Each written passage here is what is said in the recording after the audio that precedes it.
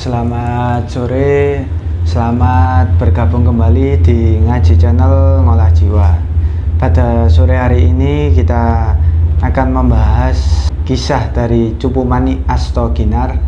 Seperti biasa yang akan kami diskusikan bersama seorang analis Jungian yaitu Pak Demino. Selamat sore Pak Demino. Sore.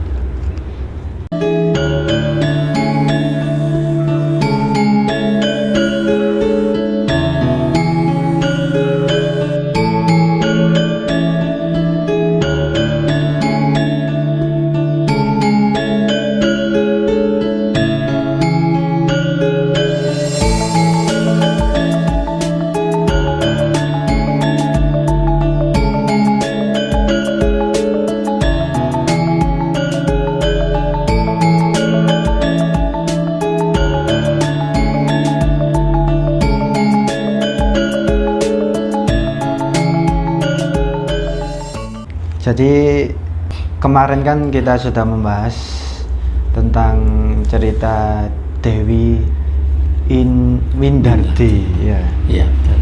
Sekarang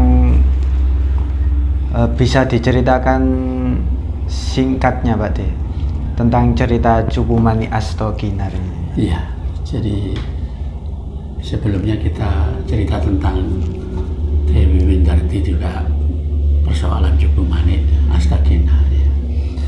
Ya, cerita Cupu Mani Astoginar ini menarik karena Cupu Mani Astoginar ini adalah pusaka kadewatan, di mana manusia bisa melihat segalanya di sana.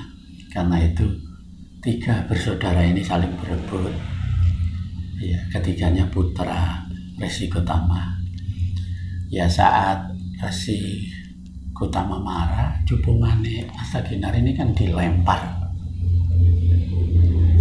Kemudian Cupu Mani ini pecah menjadi dua. Jadi sebagian itu jatuh di hutan yang menjadi Telogo Sumolo, yang satunya menjadi Sendang Nirmolo. Dan ketiga anaknya ini berusaha keras untuk mendapatkan Cupu Mani tadi, dikejar, dan mereka mengira bahwa Cupu Maninya jatuh di Telogo Sumolo. Maka Kuharso dan Kuharsi langsung nyebur ke dalam Telogo Sumolo. Sementara Anjani karena perempuan dia nggak langsung masuk, tapi dia di pinggir telaga, tapi dia membasuh mukanya dengan telaga, dengan air Telaga Sumolo itu tadi. Saat kedua laki-laki, saudara laki-laki yaitu Kuharso dan Kuharsi masuk ke dalam telaga mencari Cupu Mani, mereka berubah wajah. Jadi tidak hanya wajah, mereka jadi kerah gitu loh. Jadi saat mereka bertemu di Telaga Nirmolo, dua-duanya saling tidak mengenali sehingga mereka bertarung, saling curiga bahwa mereka yang membawa atau menemukan Cupu Mani Astoginar itu. Mereka keluar dari Telaga Sumolo masih terus saling menuduh bahwa mereka yang membawa Cupu Mani Astoginar. Tapi begitu menyebut nama, mereka sadar kerah yang diajak bertengkar ini adalah saudaranya sendiri. Dan akhirnya dua-duanya saling menyadari bahwa dia telah menjadi kerah. Begitu juga Anjani, setelah dia melihat ke telaga, wajahnya berubah jadi wajah kerah. Maka setelah menyadari perubahan tubuhnya itu, dia mencari bapaknya, yaitu Resi Gotama. Setelah dia ketemu ayahnya, Mereka menanyakan kenapa mereka bisa jadi kera atau ketek. Akhirnya si bapaknya menjelaskan bahwa mereka menjadi kera itu karena mereka telah berebut cupu manik. Mereka sudah tidak mengindahkan lagi saudara, tapi hanya ingin berebut keinginan untuk memperoleh sesuatu yang diinginkan. Jadi antar saudara mereka harus berkelahi. Nah, itulah yang membuat dia menjadi kera di Telaga Sumolo itu. Dia sudah tidak bukan manusia seperti sedia kala. Dia telah menjadi kera, dan dia nantinya juga untuk menjadi manusia lagi dia harus berproses. Namun demikian si bapaknya menjelaskan bahwa mereka menjadi kera itu masih ada hikmahnya, karena dia menyadari dia adalah kera saat ini, sehingga dia masih perlu untuk prihatin dan berusaha untuk menjadi manusia kembali. Dan itu lebih baik daripada manusia yang dengan wajah tampan tetapi hatinya berhati kera. Jadi itulah hikmahnya, bahwa dia tahu dirinya saat ini adalah bukan manusia yang sempurna lagi, dan dia harus berjuang untuk itu. Karena itu mereka minta bahwa kepada Gautama bagaimana caranya dia bisa kembali menjadi manusia lagi. Maka bapaknya menyarankan ketiga anaknya, yaitu 2 putra dan 1 putri ini, untuk bertapa agar menjelma menjadi manusia kembali, yaitu untuk Guarso. Setelah menjadi kera, bapaknya menyebutnya namanya adalah Subali, dan Subali untuk bisa jadi manusia kembali harus melakukan taupo atau harus bertapa, dan bentuk tapanya adalah topo ngalong. Jadi tapa ngalong di tengah hutan. Sedangkan Guarsi namanya dirubah menjadi Sugriwo, dan Sugriwo akan menjadi manusia lagi, tapi Sugriwo harus bertapa ngidang. Bertapa ngidang itu bertapa berkelana, dan hanya boleh memakan yang diperbolehkan. Sedangkan Anjani dikatakan akan boleh menjadi manusia lagi bila dia bisa bertapa nyantoko ya. Jadi seperti katak di tengah sungai. Melihat ketiga anaknya menjadi ketek atau kera ini, Resi Gautama ternyuh, dan dia meminta maaf kepada anak-anaknya. Bapak telah melakukan kesalahan. Selama ini cinta Bapak yang sejati terhadap anak-anak bukan tidak ada di dalam hati Bapak, tetapi itu tertutup dan terampas oleh cinta Bapak terhadap Ibu. Untuk itu Bapak mohon maaf atas dosa-dosa Bapak.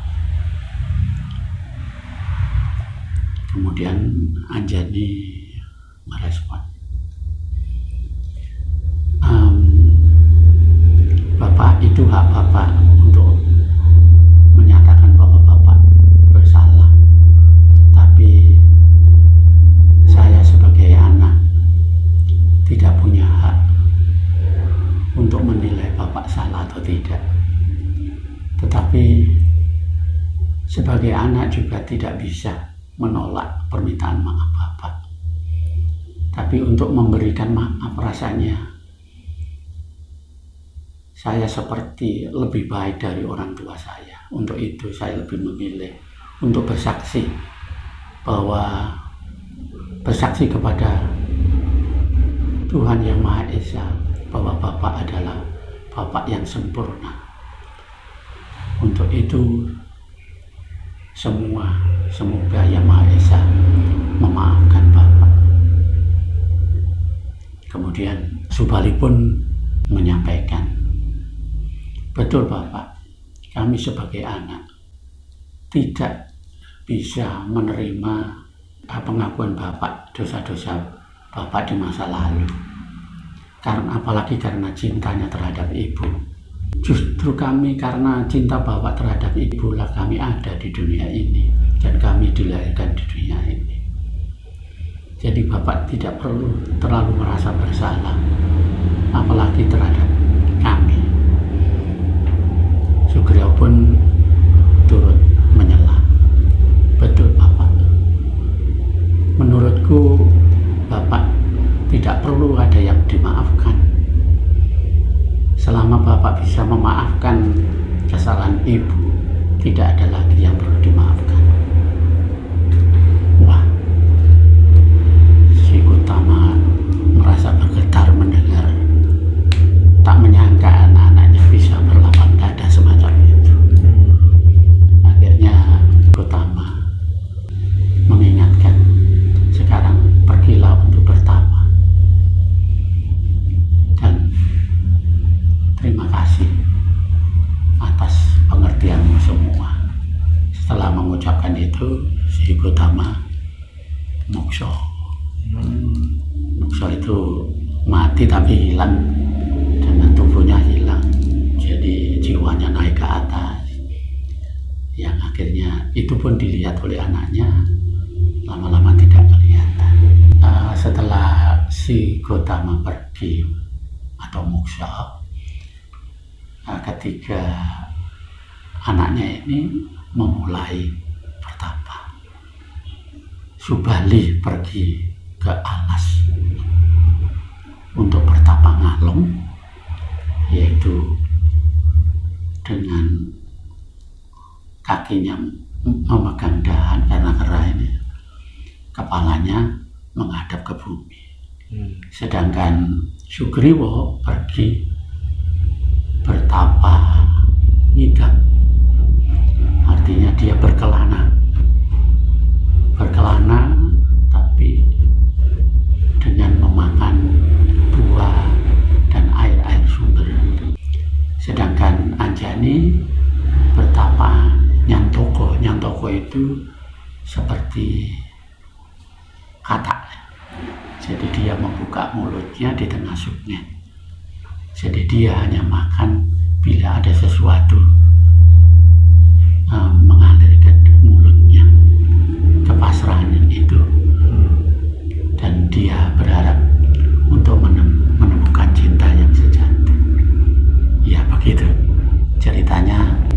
Untuk bisa kembali jadi manusia, dia bersaudara ini bertapa untuk pasrah kepada Yang Maha Kuasa. Ya, saya kira itu cerita singkat. Ya baik. Lalu ini kan tadi Cupumani Astaghinarinan pecah, yang satu jadi sendang, yang satu jadi telaga. Betul. Nah ini dari sisi perspektif Jung ini Pak Tenya, simbol dari telaga dan sendang ini apa Pak Tenya? Ya, kalau simbol secara umum mereka masuk karena nafsu mereka untuk memperoleh yang mereka inginkan. Ini kan didorong oleh ego. Dia masuk ke Telaga Sumolo karena dia mengira bahwa Cupumaniknya yang dia inginkan itu jatuh ke Telaga Sumolo. Telaga Sumolo ini adalah simbol kehidupan dunia. Jadi mereka memang yang semula manusia anak resi yang suci, kemudian dia harus berebut masuk ke dunia nyata ini. Jadi Telogo Sumolo itu ya kehidupan di dunia ini yang penuh masalah. Karena itu dia menjadi kera, karena kehidupan dunia ini tidak bisa lepas dari kepentingan ego. Karena itu dia menjadi ketek gitu. Dan kehidupan dunia itu kan penuh topeng gitu. Penuh kepura-puraan, penuh sandiwara.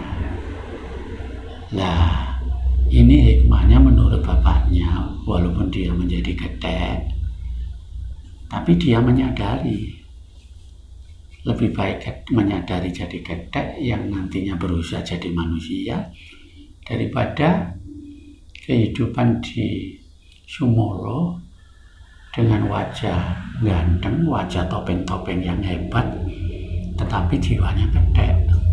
Itu hikmah yang disampaikan oleh bapaknya Resi Gotama.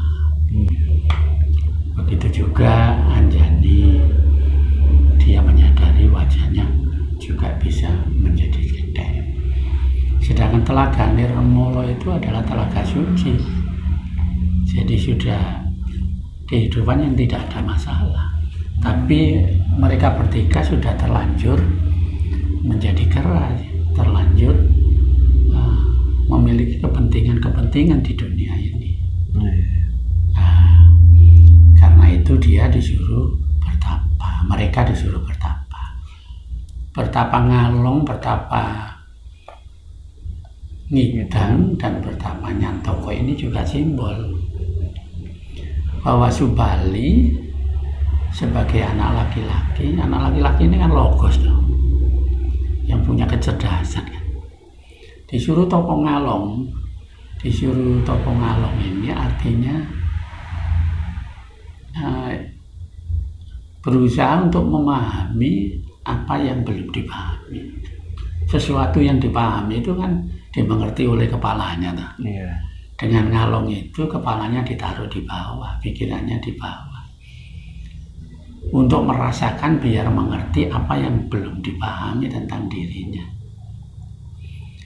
Sedangkan Topo Ngidang itu juga menyerahkan diri, pasrah pada harus nerimo kehidupan. Bentuknya adalah mensyukuri badannya, fisiknya ini. Karena itu dipakai untuk berkelana, ngidang ke sana kemari, agar dia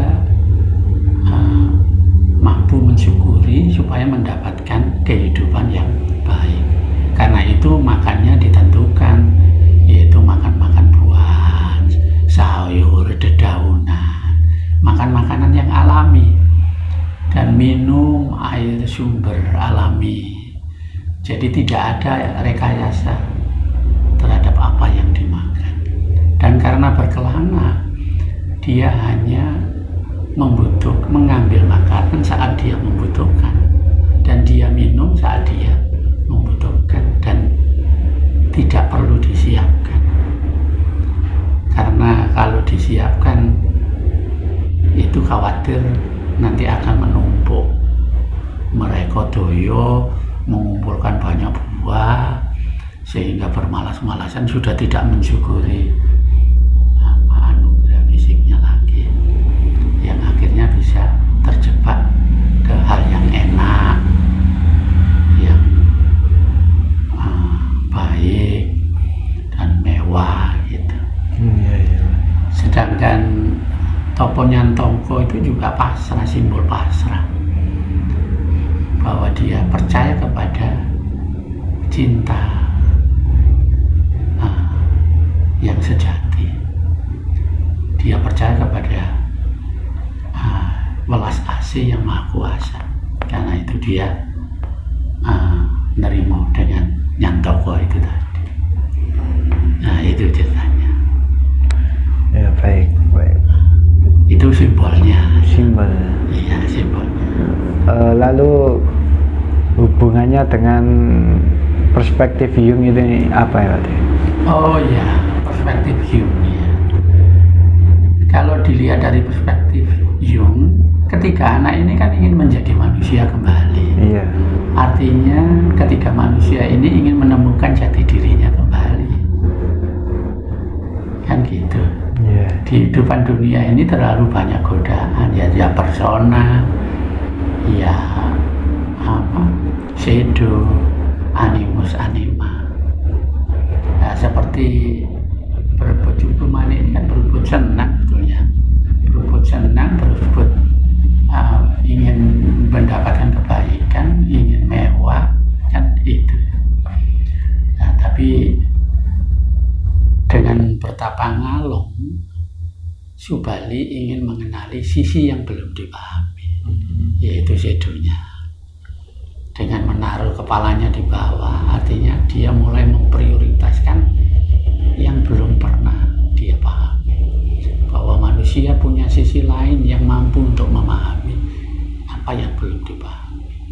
Karena di dalam Topo Ngalong itu diceritakan oleh Dalang, akhirnya si Subali itu setelah tidak bisa merasakan apa saja, dia mendengar bahwa daun bisa bicara, dia mendengar bahwa alam bisa bicara. Dia seolah dalam keramaian yang dia pahami. Dia banyak pengetahuan yang sebelumnya belum diketahui dari hutan, binatang-binatang di hutan. Dia paham rahasia-rahasia itu. Artinya apa? Dia memahami sisi tidak sadarnya. Dengan menaruh kepalanya di bawah, dia paham bahwa jiwa tidak sadarnya itu, yang disimbolkan hutan dengan segala hewan yang bisa dipahami oleh Subali. Iya. Begitu juga Sugriwa. Sugriwa ini dengan berkelana ini ingin menjaga keseimbangan. Kalau menurut Jung itu ada istilah sympathetic system. Sympathetic system bahwa kalau kita bisa hidup menyeimbangkan segalanya, maka jiwa kita akan menjadi tidak terbelenggu. Jadi dia makan saat dia butuhkan, dia tidak perlu membawa keranjang untuk mengumpulkan buah satu hutan, tidak perlu, karena itu laku. Jadi dia menjaga, dia memakan yang tidak merusak alam. Iya. Dan tidak perlu rekayasa. Karena kalau rekayasa manusia bisa malas, tapi ingin mengumpulkan buah sebanyak-banyaknya, yang akhirnya juga membuat ketidakseimbangan makhluk lain bisa terganggu kebutuhannya. Kalau menurut Jung namanya ini sympathetic system, menjaga keseimbangan. Jadi dia mensyukuri anugerahnya, fisiknya yang utuh itu dengan berkelana. Nah, sedangkan Anjani ini sebetulnya ingin mengintegrasikan Eros. Eros itu adalah cinta bumi, jadi cinta ibu, jadi cinta sejati, yaitu cinta yang tanpa syarat. Dan unsur Eros inilah kalau ya animus anima ya, animus ya sebetulnya ini.